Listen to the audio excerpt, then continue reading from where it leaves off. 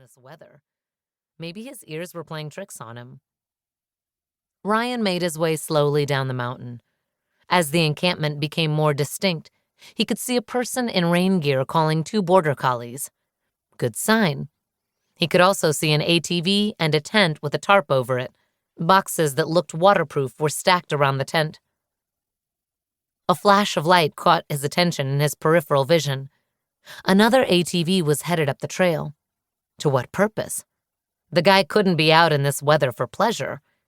Maybe he was connected to the camp below, bringing supplies or something. Ryan putted down the muddy mountain, but stopped when the other ATV got close. He flipped up his visor. The guy was above him and far enough away that he had to shout. "What brings you out here?" The other rider idled but did not respond.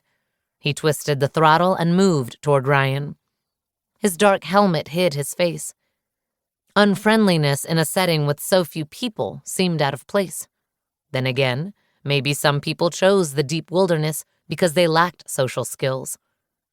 Wary of how muddy the trail had become, Ryan moved at a snail's pace as the other ATV drew closer. There was no need to create a traffic jam on such an isolated trail. Once again, he stopped, flipped up his visor, and shouted to be heard above the rain. "Do you need to get past me? The trail is pretty narrow." Still wearing his helmet, the other guy dismounted his ATV and stalked toward Ryan. "Seriously, I'm not in a hurry, pal," said Ryan. "I'll get out of your way as soon as the trail is wide enough."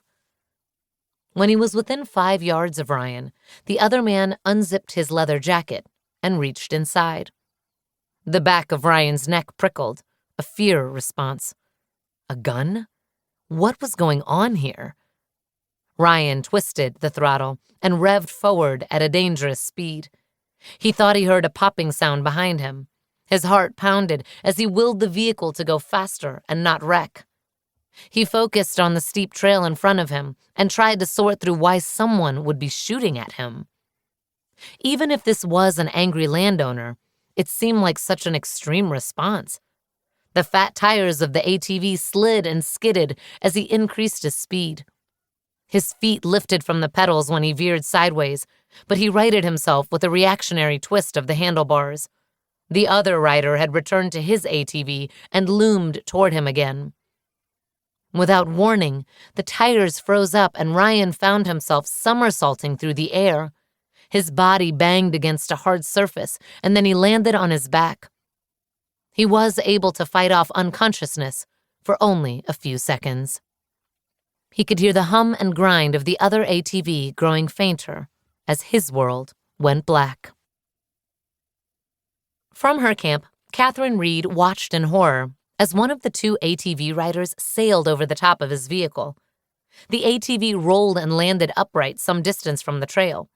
Though it was hard to see from where she stood, it looked like the rider had been thrown clear and now lay motionless in some brush. Only the bright yellow and blue stripes on his leather pants and jacket indicated where he was. The headlights of the other ATV were not visible as it sunk down a hill and hadn't reached the rise yet. Her muscles tensed as her heartbeat revved up a notch. No one came up here, and certainly not under these conditions.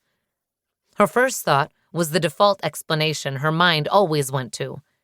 Her abusive ex-husband, David Reed, had found her, and he'd brought a friend along to help keep his promise to kill her for leaving him. The wreck victim still wasn't moving. Regardless of who he was, she couldn't leave him to die. She commanded her dogs to stay in the tent and mounted up on her own ATV, heading toward the injured man. Why had the other rider not come to the aid of the injured man? From the camp below, she had more of a panoramic view of the mountain above. Maybe the other man had not seen the accident. The grass on the side of the hill provided some traction as she worked her way upward. Fear gripped her heart when she stopped several yards from where the man lay. What if this was her ex? She still had a moral obligation to render aid under such circumstances. The scary thing was that her ex had found her, despite her best efforts to go into hiding. She thought working with her conservation detection dog in remote places would keep her off the radar.